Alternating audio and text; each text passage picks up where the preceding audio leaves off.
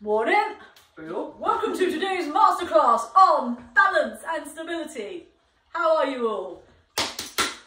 Today, here is my wonderful, amazing, never ceases to amaze me, assistant Marie, who will be my guinea pig.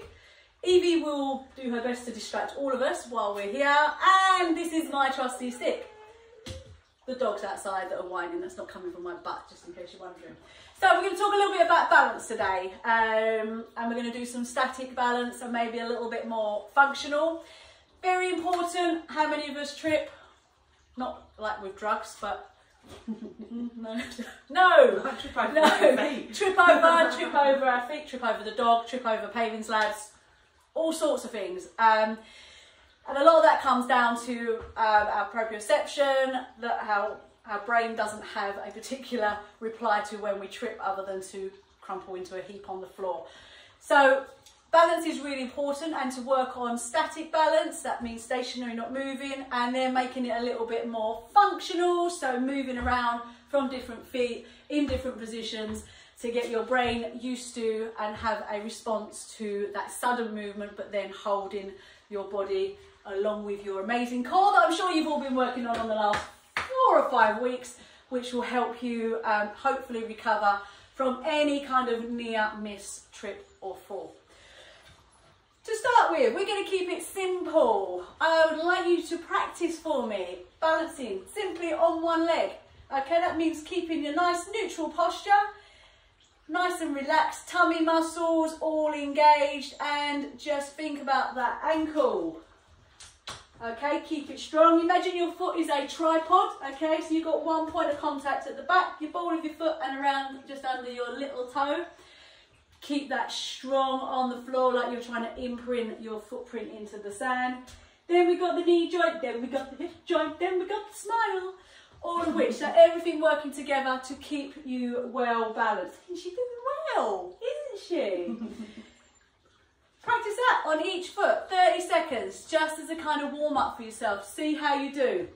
And I probably should also say, it's much better to do it without shoes on, okay? Because you get a real feel and you get sensory feedback from your foot all the way up to your brain. But Marie's got mushrooms growing out of her feet today, so we're not going to do that. Okay, then we can progress, and the progression is to do it with your eyes closed. Now this brings on a whole different thing in your mind, because it's all then about your muscle memory, your motor skills, your proprioception, all those things working together to help you balance and stay balanced whilst your eyes are closed. Now they do say, and I said this while I was doing my training, if somebody training for football, to be a footballer, can't do this for at least 30 seconds, then they shouldn't be allowed out on the pitch. That's how important it is to be able to, for your brain to read the messages going on through your body. So we're going to get Marie to practice to see how she gets on. She'll keep her eyes open first, and then when she's ready, she'll close her eyes. She saw she could hold it quite a while with her eyes open. So she's going to close her eyes now, and you can see the... I didn't even get to end that sentence then. You can see the twitching going on all around the body. It's completely out of control. Now she can go and do the other side. That was beautiful, by the way. That's some kind of modern dance. Ooh, a bit better on this side. But how different the world is as soon as you close your eyes, okay? So when you're walking down the street and you're going on your phone and you trip over something, your eyes are somewhere else, bish bash bosh, off you go, flat on your face, and digested your phone. So that's why it's really good and important to practice balance with your eyes closed. Just make sure when you do it, you've either got a wall nearby that you can just grab onto if you start to fall, or just put your foot down if you start going all over the place rather than jumping through a window. Then we can progress from here, make it a little bit more functional. So it's practicing moving that body slightly whilst you're on one leg. So Marie's going to keep her eyes open on one leg, and she's going to tap my cane wherever it is. You see again, so she starts to lose control because her body's going out of that neutral position, so she's having to focus on keeping on one leg whilst smacking my cane. So again, this is really good, okay, to practice. You don't need to have somebody there with a wooden stick next to you. You can just have different objects in front of you, or a mirror, and mirror image touching wherever your hand is going at that time. You can drop that leg down, you do so well on that. And then the next progression is kind of a moving freeze almost, like musical statues, okay, which kind of mimics you going through a normal moving pattern and then stopping, holding yourself, controlling that body, and then just balancing. So Marie's just going to do like a little walk and then suddenly stop herself in mid-flow. She could be walking in any direction.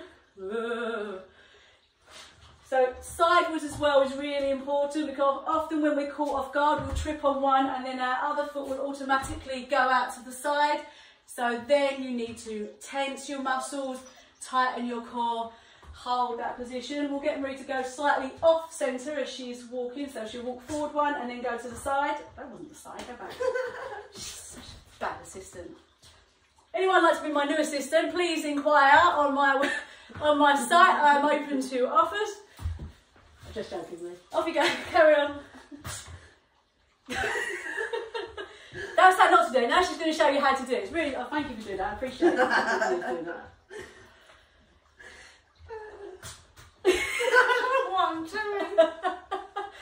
So I'll just show Marie, because she's blonde and it's not her fault, because I didn't actually give her, it is no frills, remember? So she could be walking and then stop, hold it and then come back, or she could be walking and then out to the side.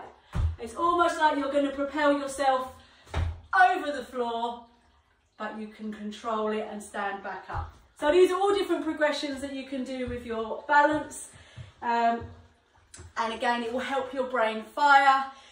Just to go back to one of my very first comments, your brain will always look for the path of least resistance, even when it's out of control. It's always going to try and find the easiest route for something. So the more you practice a particular position or something happening, your brain will have a response. Oh, I've done that before, that works, I will do that. Okay, so it's like muscle memory, and it's just a way for you to help control possible events that you may need to. And also balance is really good anyway, because it helps stimulate your core, makes your core more engaged, and you can do lots of more functional work on single legs with balance, which we will probably go over in the future. But if you'd like more information, please give me a shout. And that ends today's lesson on balance. Thank you for that, Marie. Very much appreciated. She is the queen of balance with her eyes open, that's for sure. Eyes closed. See you later. Take care. We'll be in touch.